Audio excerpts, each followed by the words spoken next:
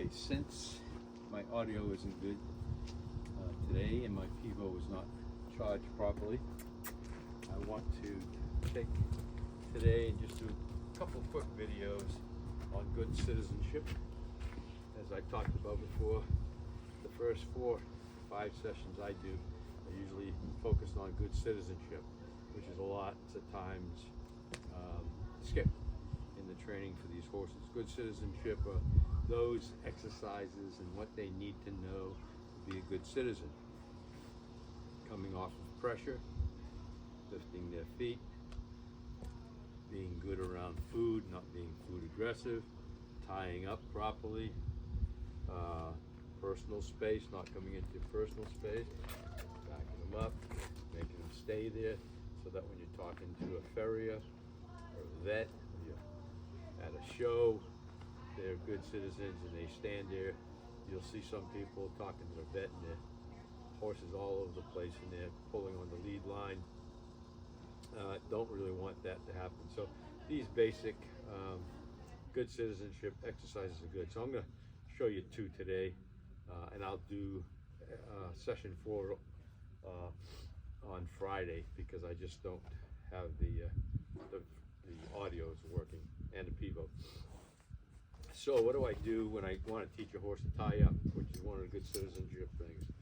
If I want them to tie up, you know, again, it's pressure and release, which we teach them to give the pressure, which is another good citizenship thing. But this little tool here called a blocker tie ring is great. It's got a little clip, and then it's got the blocker tie ring. And if you can see it here, it's got a little magnetic piece. And you tie this into your ring, put it into your ring, and then you take your rope, or your lead line, and you put it through. Drop this thing, you put it through, and then take that little ring, bring it back up, and then it's tied like this. And what it does is it allows the horse to pull back as it's learning to give the pressure. If you put it on just a ring, my impression is they lean back, and lots of times they'll freak out when they feel that pressure that doesn't give, and pull back harder and harder, hurt their neck, flip over, or whatever. They freak out. With this, it gives some pressure, release, and then they come back on it. And they learn over time that they come back on pressure quicker and quicker. But it's good for their neck. I mean, you don't get to hurt their neck in the process. So I'll show you here. I'm going to tie it up to this ring right here. So I'm just going to put it on this ring. And I would like this to be a little bit higher, but it's not. And I'm going to ask her to come in. And then as she comes in, I'm going to tighten it up. Pull it through. You can see how it pulls through. And I give her a couple of feet. And normally when I do this, I would probably do it with a lunge line, because then it gives me 26 feet instead of just the 14 feet for this. So again, I'm putting it through, and I can control it somewhat on this side, like this. And so when I teach them on the blocker, you know, they can feel the pressure, and I can basically adjust it. And like I said, this should be a little bit higher. But there's 3 levels to this. There's level 1, which is on now. Level 2, you take the lead line and you wrap it back around the blocker magnetic piece, and that's level 2, harder to pull back. And if they're really bad, then you take the tail end and flip it over like this, and that gives it a level 3 if they're really pulling hard. With her, she comes back on pressure pretty good, so I'm going to put it at level 1. And then she learns that when she pulls back, it gives a little bit, so it doesn't hurt their neck as much. And it's a good device, and I think it's like 25 bucks.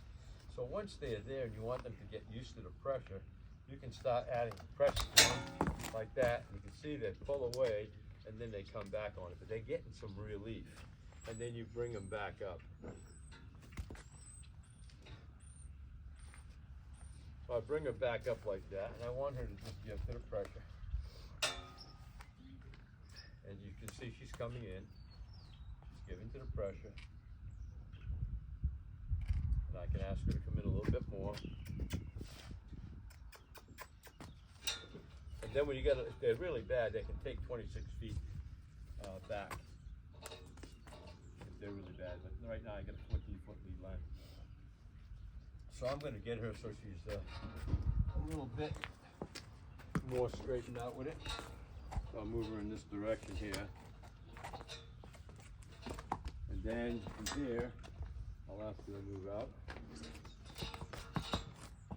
And you can see she's coming back on the pressure. I'll give her a little bit, I'll put a little bit more pressure on her and basically scaring her and asking her to come back on, on the line. And it teaches them that when they're hard tied, to come back on the pressure without hurting themselves. But when you're learning, when they're learning, they freak out sometimes when they don't have anything that's coming back on them.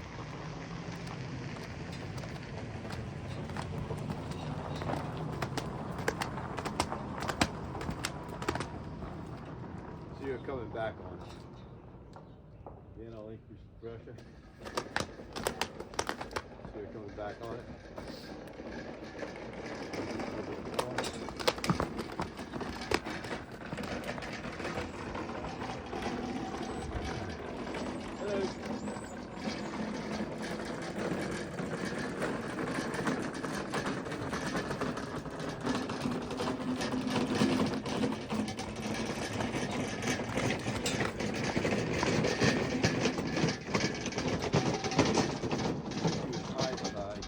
Freak out a little bit because when she comes to the end of it and she doesn't give it anything, it's gonna freak her out a little bit more.